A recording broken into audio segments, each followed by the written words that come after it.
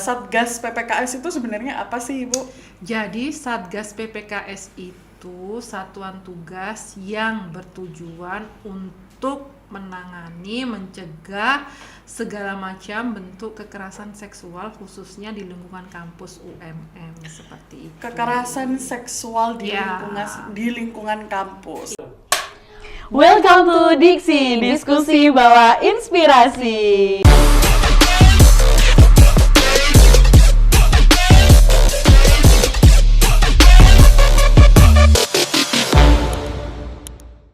Welcome to Diksi, diskusi bawa inspirasi. Hai Letizen. Balik lagi sama episode Diksi. Kali ini episode Diksi pastinya bakal bawa inspirasi buat kalian. Diskusi kita yang selalu membawa inspirasi buat kalian ini nanti jangan lupa kalian selalu tonton episode Diksi. Terus kemudian kalian share dan kalian like dan komen. Nah, pada hari ini ya Letizen di podcast Diksi kali ini akan menghadirkan narasumber yang luar biasa sekali. Siapa dia? Langsung kita hadirkan Ibu Ratri Novita Erdianti SHMH.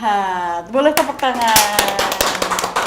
Beliau adalah dosen Fakultas Hukum sekaligus menjabat sebagai Wakil Dekan 2 FH UMM dan sebagai Satgas PPKS Universitas Muhammadiyah Malang. Betul. Ibu, Satgas PPKS itu sebenarnya apa sih, Ibu?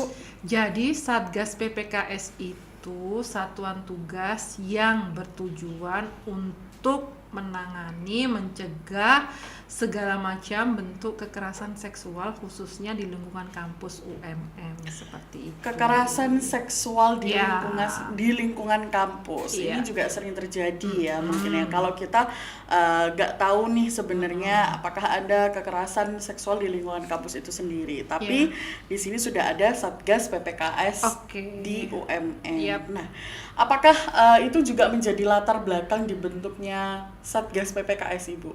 Sebenarnya ini amanah dari Permendikbud nomor 30 tahun 2021 ya tentang pencegahan dan penanggulangan segala macam bentuk kekerasan di institusi pendidikan. Karena kita tahu juga ya marak terjadi kekerasan seksual yang kemudian atas komitmen pemerintah untuk menanggulangi kekerasan seksual khususnya di lingkungan kampus, maka bentuk Satgas PPKS itu menjadi hal yang juga utama seperti itu. Oke, untuk menjadi hal yang utama. Tapi kita juga harus mengulik bagaimana sih tugas dan peran utamanya dari Satgas PPKS ini, Bu. Peran dan tugas yang pertama, kalau perannya itu tentunya berkaitan dengan penanggulangan kekerasan seksual, kemudian advokasi, edukasi. Intinya kita memperkenalkan bahwasannya, hey, hati-hati, ini adalah bagian daripada kekerasan seksual. Jadi istilahnya kita mengedukasi masyarakat khususnya di lingkungan kampus bahwasannya kita harus berhati-hati terhadap segala tingkah laku, perbuatan, dan ucapan yang bisa mengarah kepada seksualitas harassment seperti itu. Oke.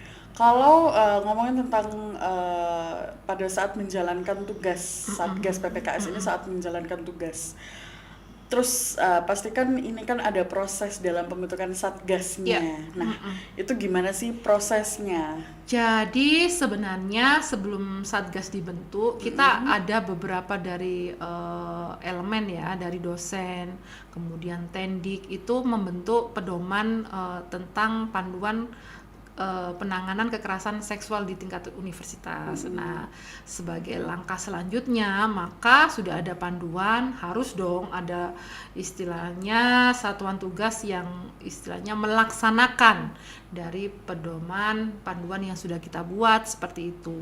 Jadi ini adalah tanggung jawab besar buat kami para Satgas PPKS seperti itu. Kalau di Satgas PPKS ini, Ibu, selain memerangi mungkin seksual harassment yang dilakukan oleh beberapa lingkup akademisi di Universitas Muhammadiyah Malang, bisa nggak sih kalau Satgas PPKS ini juga menangani kekerasan seksual yang mungkin di universitas lintas lain gitu ya. Iya. Jadi sebenarnya Satgas PPKS itu tidak hanya beririsan dengan lingkup kampus satu aja, tapi bisa beririsan dengan lintas kampus lain atau juga masyarakat. Jadi istilahnya baik itu pelaku dan korban sangat dimungkinkan tidak hanya berasal dari satu universitas atau satu fakultas. Jadi lintas itu sangat dimungkinkan. Misalnya kampus X dengan kampus Y, kampus X itu pelapornya misalkan, dan kampus Y itu sebagai terlapornya misalkan. Maka kita berkolaborasi dengan tim Satgas dari kampus lain, istilahnya yang melaporkan dari pihak korban yang melaporkan ke kita sebagai institusi yang dilaporkan misalkan ya, seperti itu. Jadi kita berkolaborasi, itu hal yang penting juga gitu loh. Dan istilahnya perlu diketahui sasaran dari Satgas PPKS ini tidak hanya di satu universitas saja, karena sangat dimungkinkan mahasiswa dengan mahasiswa di kampus lain atau dosen dengan mahasiswa dari kampus lain, itu istilahnya lintas ya, atau misalkan masyarakat dengan mahasiswi atau mahasiswa di kampus ini dan sebaliknya, seperti itu. Oke, jadi juga termasuk luas ya Ibu ya tentang jangkauan bagaimana Satgas PPKS ini untuk memberantas kekerasan seksual. Ngomongin tentang kita harus memberantas kekerasan seksual di dunia kampus ya Ibu ya. Apa sih tantangan utama dari seorang Satgas PPKS ini? Tantangan utama itu bagaimana melakukan pendekatan, kan kita tidak tahu kalau tidak dilaporkan kan ya. Betul. Istilahnya hal ini yang kemudian kita Satgas PPKS tugas utamanya ya, bagaimana victim itu berani speak up. Oke. Otomatis kalau speak up itu resikonya istilahnya nama baiknya akan tercemar. Tapi jangan khawatir, kita melindungi hak-hak daripada korban. Istilahnya identitasnya akan kita rahasiakan. Kemudian terhadap pelaku juga seperti itu, sama halnya dengan di Fakultas Hukum masih ada asas praduga tak bersalah. Jadi istilahnya kalau ada yang melaporkan dari misalkan Fakultas Hukum misalkan melakukan salah satu tindakan asusila yang dilakukan oleh antar mahasiswa, misalkan antar mahasiswa dengan mahasiswi misalkan, kita tidak langsung kemudian serta-merta menerima begitu saja, tapi kita gali, kita investigasi juga, istilahnya sama halnya dengan kayak praktikum di dalam hukum acara pidana. Bagaimana kita itu juga melakukan berita acara pemeriksaan terhadap korban misalkan, istilahnya itu sebagai langkah awal kita untuk menggali informasi tentang tindakan yang dilakukan oleh terlapornya misalkan. Demikian juga terlapornya, kita istilahnya sebelum memang bukti-bukti itu terkumpulkan dan memang terbukti bersalah, maka kita menganut juga asas praduga tak bersalah, seperti itu. Karena itu penting. Tiba-tiba laporannya ternyata hoax, ternyata bagian daripada hal yang untuk menjatuhkan temennya. Nah, itu kan bahaya juga gitu loh. Nah, itu kemudian ada SOP-nya.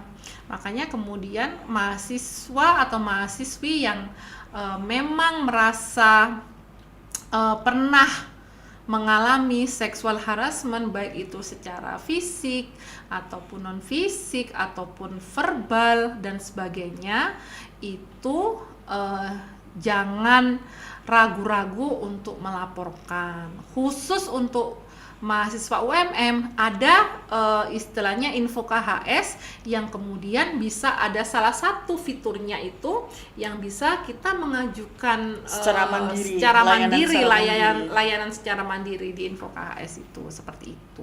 Oke, jadi sangat membantu ya Ibu ya. Mungkin yang nggak mau speak up nih, dia selalu mendem, tapi mungkin dengan karena adanya Satgas PPKS ini mungkin dia bisa merasa terlindungi juga gitu. Iya, betul. Dan kalau Birini boleh tanya nih Ibu, apakah sebanyak itu kekerasan seksual di dalam kampus? Kadang kita tidak menyadari. Nah. Nah, ngomong-ngomong tentang kekerasan seksual ya, kita Iya.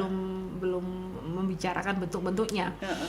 Kadang itu secara lesan itu juga menjadi bagian daripada bentuk kekerasan seksual yang istilahnya hal-hal yang berbau sexuality itu kan kadang-kadang dianggap guyonan, tetapi itu istilahnya menjadi bagian daripada sexual harassment seperti itu, pelecehan seksual.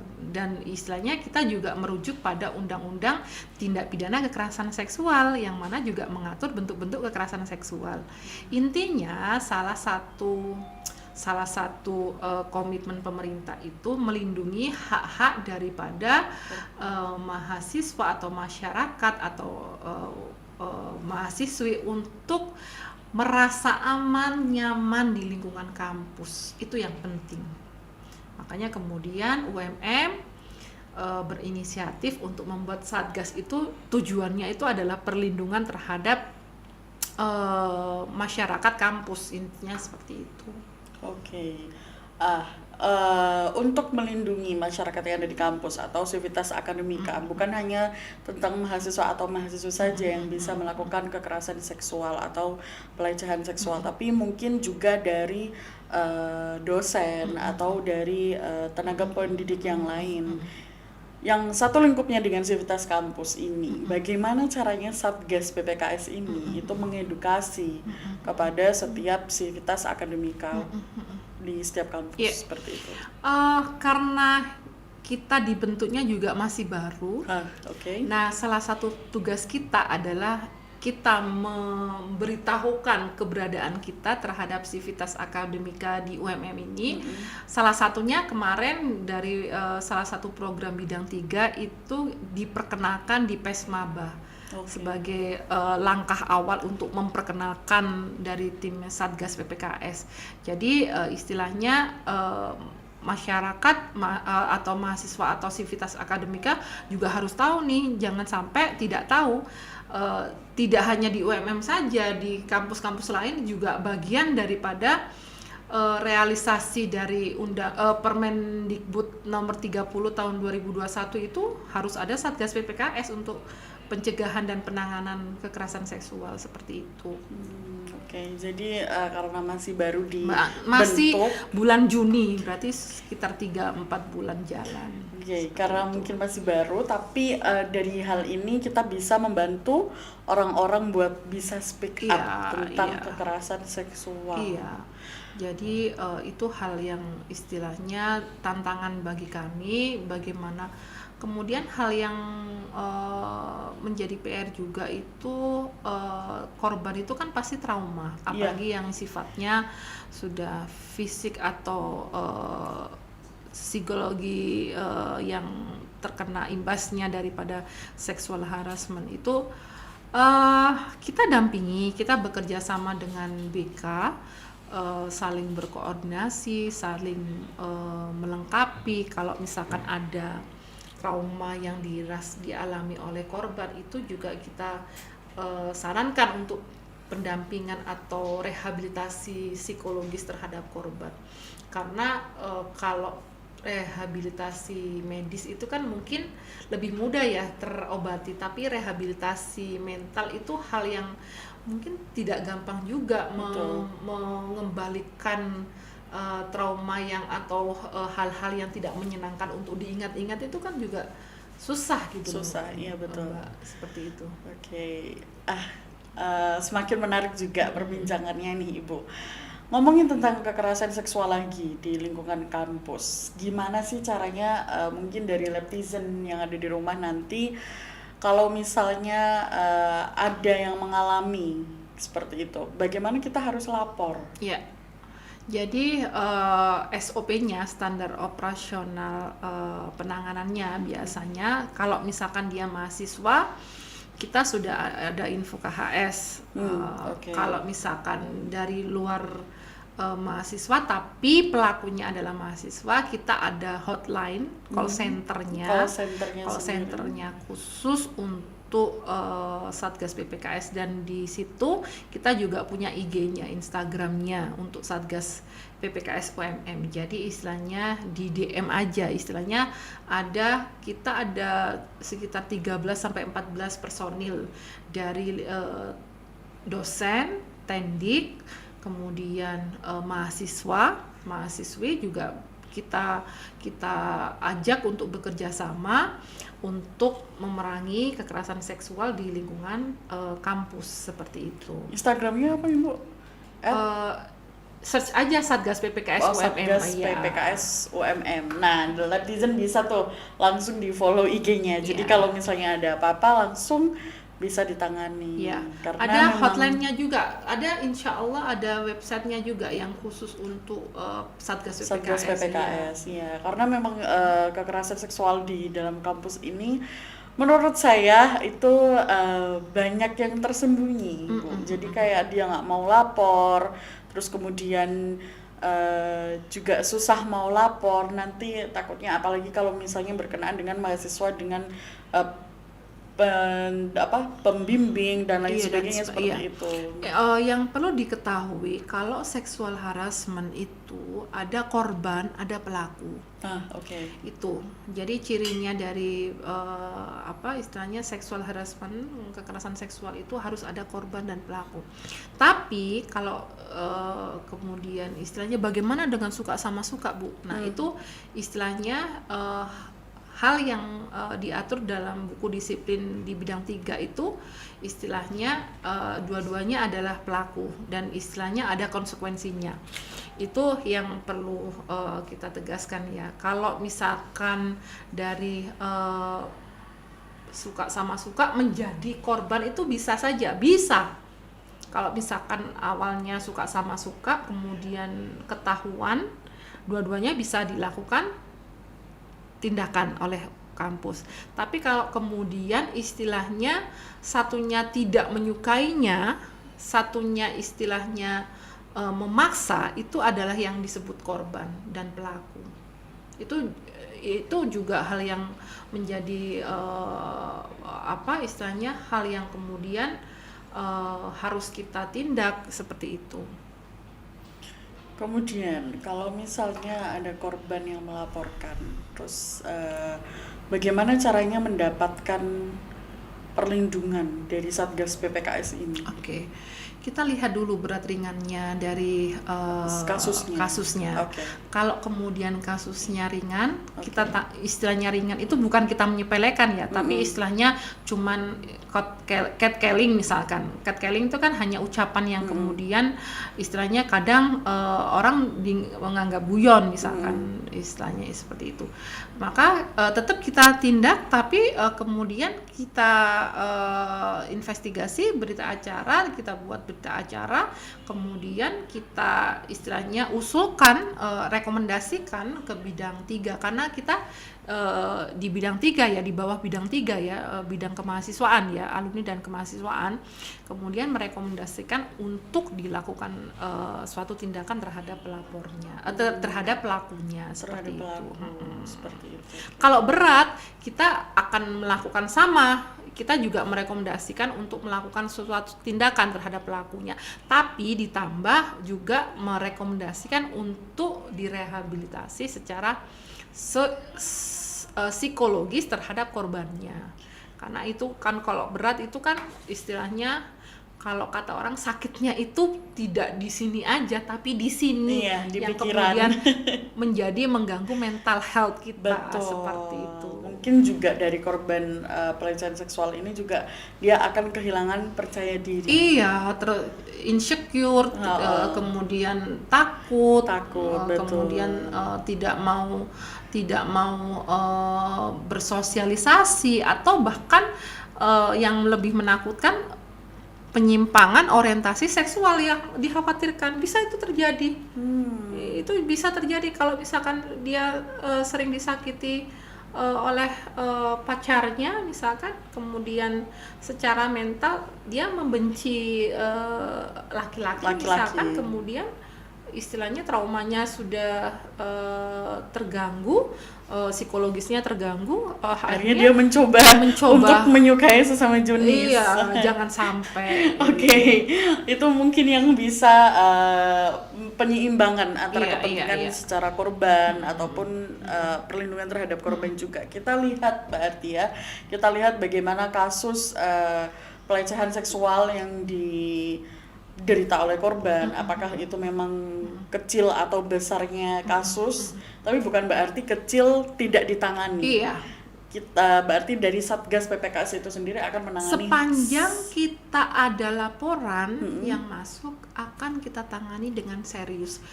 Even itu dari luar kampus UMM ataupun dari kampus UMM, kita menanggapinya secara serius. Itu bukti komitmen kita bahwasannya kita melindungi dan istilahnya memberikan jaminan untuk tidak kalau dalam bahasa ininya stop kekerasan seksual di lingkungan kampus seperti itu.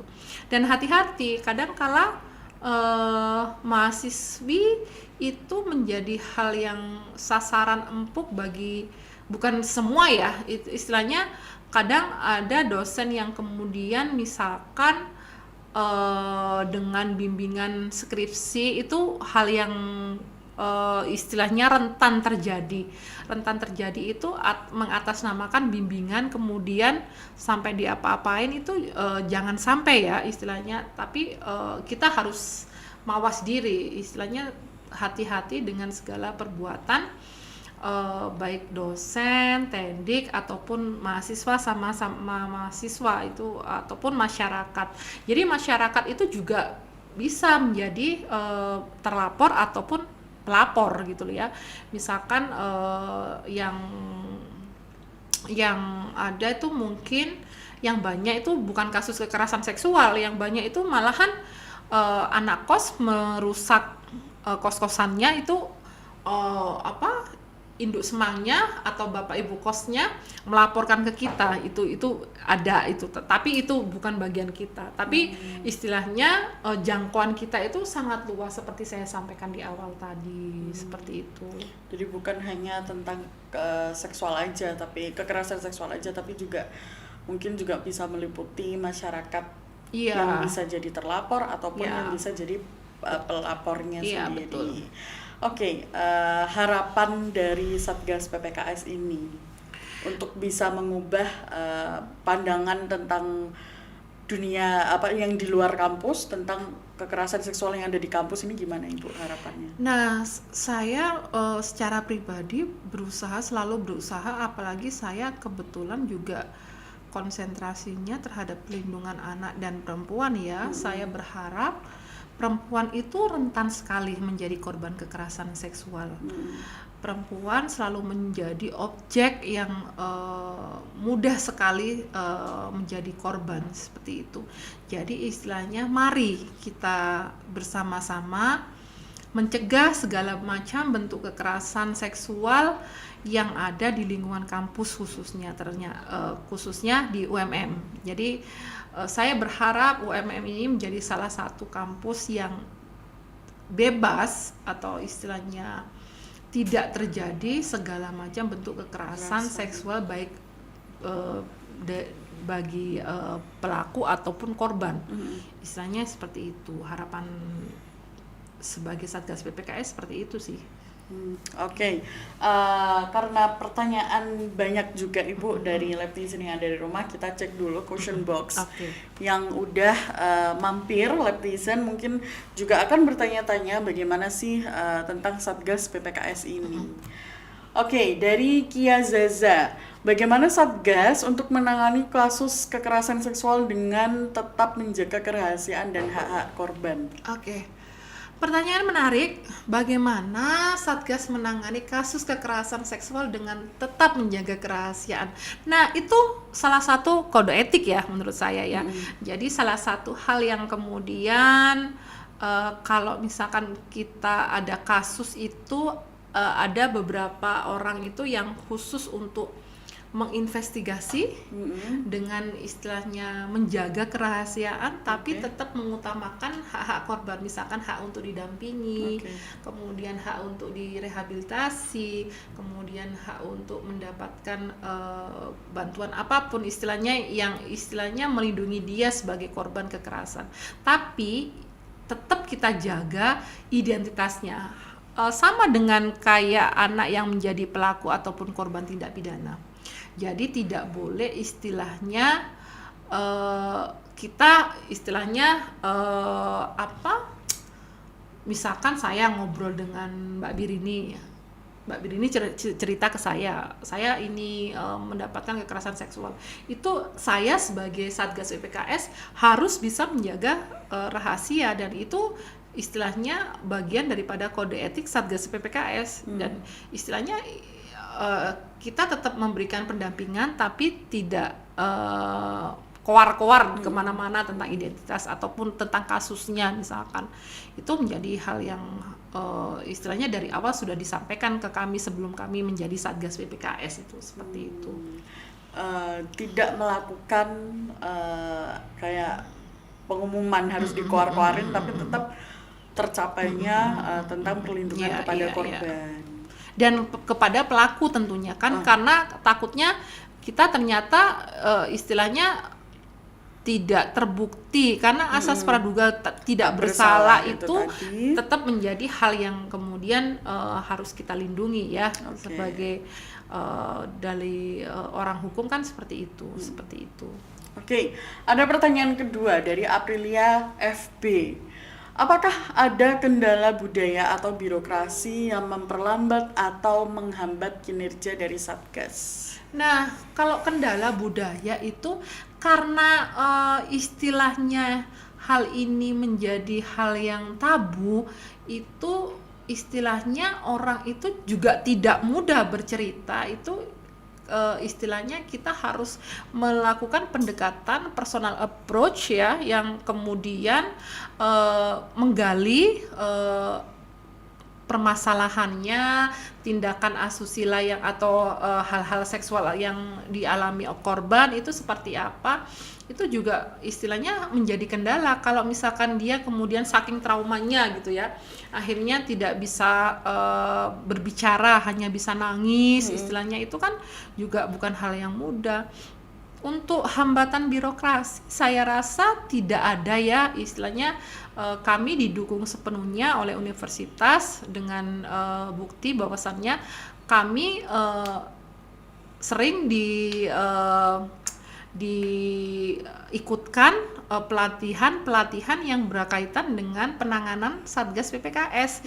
Itu adalah bentuk dukungan dan istilahnya apresiasi yang bisa kita dapatkan. Kita beberapa kali studi banding, kemudian beberapa kali juga diundang Dikti, kita hadir untuk penanganan kekerasan seksual seperti itu.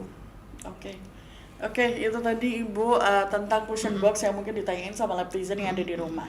Satu pertanyaan lagi dari Birini, bagaimana caranya Birini atau teman-teman yang lain itu bisa mendukung kerja dari Satgas karena untuk menciptakan lingkungan yang bebas dari kekerasan seksual? Salah satu hal yang bisa ini kan kadangkala kita itu kan sesama mahasiswa itu kan terbuka ya. Kalau misalkan ada kasus yang kemudian melibatkan orang terdekat kita, maka kita berikan kesadaran untuk ayo berani melaporkan, jangan ragu untuk melaporkan. Karena kalau tidak seperti itu, kita Satgas PPKS tidak tahu yang terjadi di kalangan mahasiswa itu seperti apa, atau kalangan dosen itu seperti apa.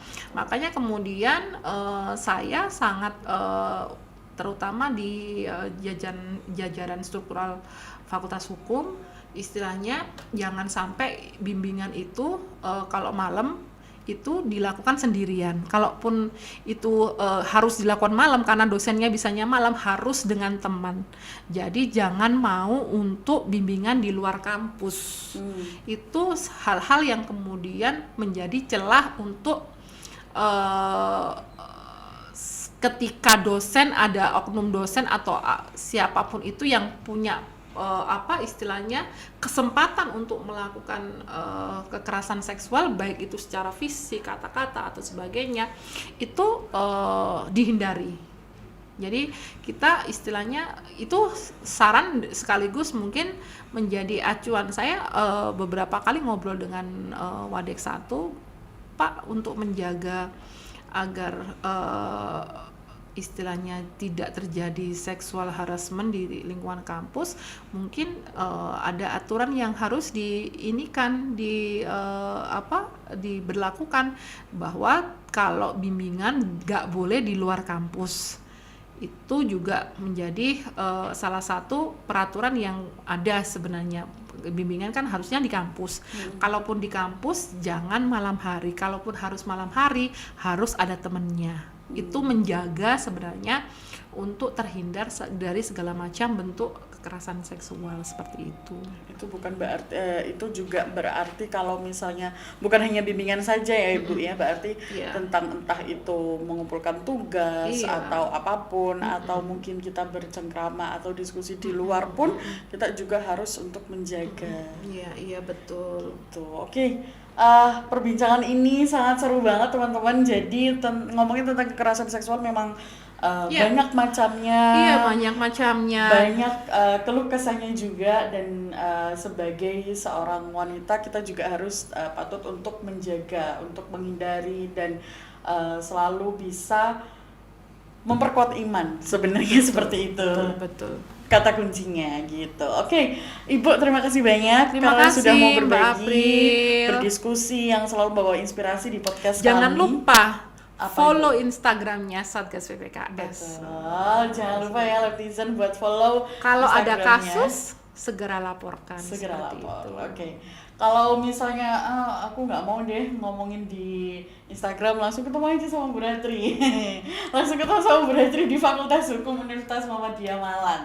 Oke, terima kasih Ibu Iya, karena sudah mau berbagi di terima kasih, podcast Mbak Diksi. Girini. Netizen yang ada di rumah, sampai ketemu di podcast Diksi selanjutnya. Bye bye.